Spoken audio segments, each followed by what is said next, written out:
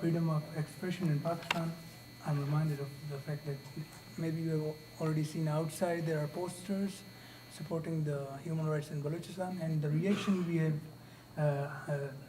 have received from the Pakistani side is that they have threatened to expel the Swiss ambassador because they have allowed those protests. So you can imagine what is the situation of freedom of expression. We have only a few minutes left, and maybe there are questions. Yeah. Mr. Amar Khan. Yeah, I am Ahmar Khan, and I am the founder and president of the American Friends of Balochistan in Washington, D.C. I'd like to ask my good friend, Mr. Bukti, I'm extremely disappointed and disgusted with the disunity in Baloch ranks. I would like to ask you, what are you doing to end that disunity? I also like my honorable, very good friends, Peter Thatchell and Mr. Hossein Haqqani, to comment on that. Thank you. Thank you very much for the question. I think you are well aware of the fact that we are doing our best. The participation of people from all quarters is evidence that we are working very hard for the unity of the people. Next question. Thank you, sir. I have a question for the coordinator. I'm from China, and I just want to discuss the benefits of CPEC, because as we know, the construction of CPEC will create 2.3 million jobs and contribute to 2.5% of GDP of Pakistan, and solving the problem of shortage of energy. So I just want to say there are also benefits to improve the well-being of local people. And is the CPEC to be blamed for the deterioration of the situation of human rights for Baloch people? So, yes. Thank you for a question. I guess if somebody is, I believe if some other country intervene in China, and while the Chinese are deprived of their basic facilities of life, like the China is building a port in Gwadar, the people of Gwadar are deprived of basic facilities of life, including safe drinking water. They do not have water to drink. There was a news on a paper that 2 gallons of water were stolen by some locals who had no drinking water. So you're talking about jobs. It is really unfortunate that the Chinese people are not aware of what they are doing to the Baloch people. My question.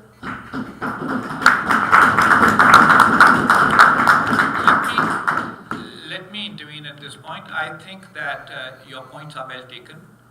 CPEC is intended to benefit all of Pakistan. But obviously, it is not China's business to focus on that, but it's Pakistan's business. And Pakistan has a problem. And Pakistan has a problem that there is a lack of justice between our regions. It has a lack of recognition of the rights of people within the country, the Baloch people in particular. And so I would say, as the Pakistani on the panel, that our Chinese friends should not take criticism of CPEC as an attack on China or its intentions.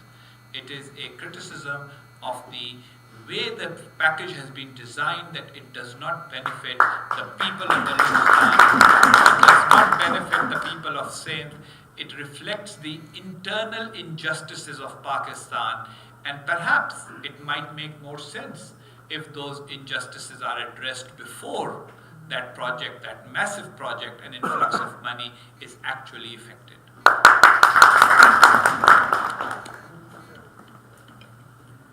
Thank you. My name is Arif Ajaki. I represent European Organization for Pakistan Minorities. My question is for Mr. Peter Thatcher. Mr. Peter, you are working on Baloch issues since many years, and you pointed out 8 actions to pressurize Pakistan to solve the problem.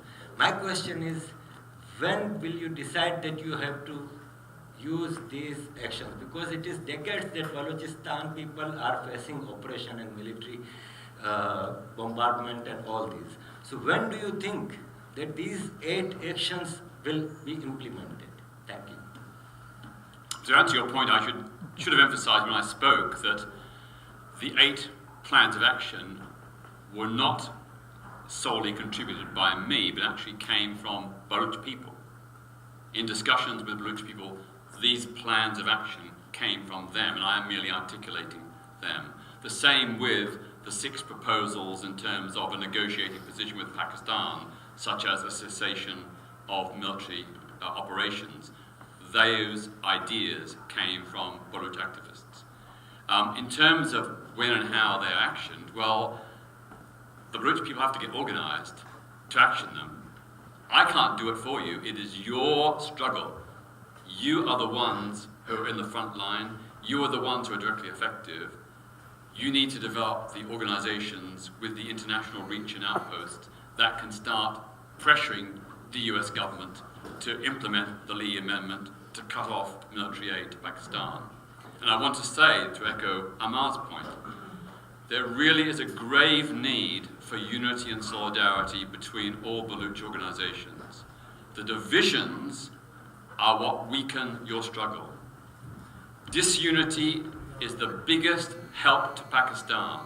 If you were united and all the different Baluch factions worked together, you would be so strong and so powerful. So I would make this appeal that Baluch leaders must put aside personal differences. This is not a time for ego or rivalry. The time now is for unity. And no liberation movement has ever won when it's been disunited. Every liberation movement that's won throughout history has been on the unity of all the disparate organizations and peoples. So unity and solidarity, that's your first point, and then go for the action.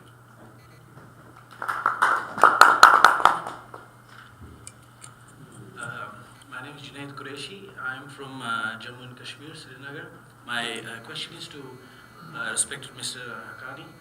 He's talked about Balochistan and about CPAC, and as a former diplomat, I would like to ask him what his opinion is about CPAC, particularly concerning Gilgit-Baltistan, which is an integral part of Jammu and Kashmir and does not belong to Pakistan, where the CPAC corridor passes through, in which China, by this means, will increase its illegitimate stake in the conflict of Jammu and Kashmir.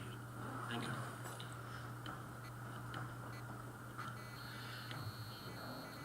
You may recall that I started by saying that there are a set of regional issues that need attention. And there are friends here who have probably been very vocal on the question of the human rights violations by India in Jammu and Kashmir. Pakistan itself has all these unresolved issues, which includes if the status of Jammu and Kashmir is, according to the UN resolutions, undecided, then the status of Gilgit and Baltistan is also undecided. And if it's undecided, then a long-term commitment of what kind of linkages that region will have with the rest of the world should not be taken without taking the people of Gilgit and Baltistan into confidence. That said, as I said in response to our Chinese friend, these are issues that have to be solved in Pakistan. I began my comments with the words that I come here as a Pakistani who is deeply concerned about how Pakistan is becoming imprisoned by its own narrative. In that narrative, we have created labels. It reminds me of a famous cartoon by the cartoonist Sabir Nazar, that there is a bunch of people with a rubber stamp, and they're just taking it, and on that rubber stamp is written traitor. Anybody who questions the state narrative is a traitor. Anybody who says that there is an injustice happening in Karachi with the Mahajirs, people are being kidnapped, bodies are being dumped, that bodies are being dumped in Balochistan, that there are enforced disappearances, immediately the answer is these guys are traitors. Similarly for people in Gilgit and Baltistan. A country cannot move forward without taking all its people with it. It cannot move forward by finding justice within. And if Pakistan is to have justice, if Pakistan is to move forward, it can only do so by consensus of all its people. The Baluch are the ones who have been pushed to the wall most. They have been